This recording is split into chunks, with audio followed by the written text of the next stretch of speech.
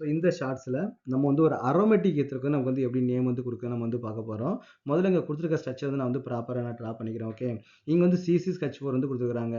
அப்போ CC sketch 4 நமக்கு என்ன தெரியும், அது ஆல்மோஸ்ட் பார்த்தீங்கன்னா பென்சன் ரிங். கரெக்டாக? அப்போ நமக்கு வந்து இங்கே பென்சன் ரிங் வந்து நம்ம வரைஞ்சிக்கிறோம். அப்புறம் பார்த்தீங்கன்னா ஓசிஹெச் வந்து இருக்குது, பேரா பொசிஷன் வந்து கொடுத்துருக்காங்க. அப்போ OCH3 இது N0 வந்து நமக்கு வந்து கொடுத்துருக்காங்க. கரெக்டாக?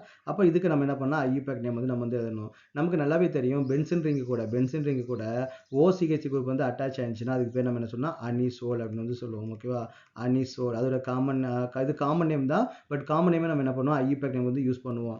இது OH இருந்துச்சுன்னா அதுக்கு பேர் ஃபீனால், OCH இருந்துச்சுன்னா அதுக்கு பேர் நமக்கு வந்து அனிசோல். ஓகே, அப்போ இதான் நமக்கு வந்து இங்கே வந்து பார்த்தீங்கன்னா மெயின் குரூப்பாக வந்து இருக்குது. அப்போ இதுதான் நம்ம நம்பரிங் 1 கொடுக்கணும், இதுக்கு வந்து 2 கொடுக்கணும், இதுக்கு 3 கொடுக்கணும், இது வந்து 4th குரூப், 4th வந்து கொடுக்கணும். அப்போ 4th பொசிஷனில் நைட்ரோ குரூப் இருக்கக்கூடிய அனிசோல் வந்து இது.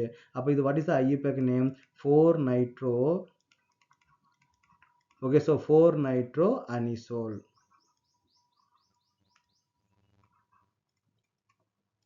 Okay, so 4 nitro anisole. So this is the IUPAC name of this molecule. Okay, அப்போ இதுக்கு நமக்கு வந்து காமன் நேம் கூட நம்ம தெரிஞ்சு வச்சுக்கலாம். காமன் நேம் என்ன பார்த்தீங்கன்னா பேரா பொசிஷன் வந்து நைட்ரோ குரூப் வந்து இருக்கு இல்லையா?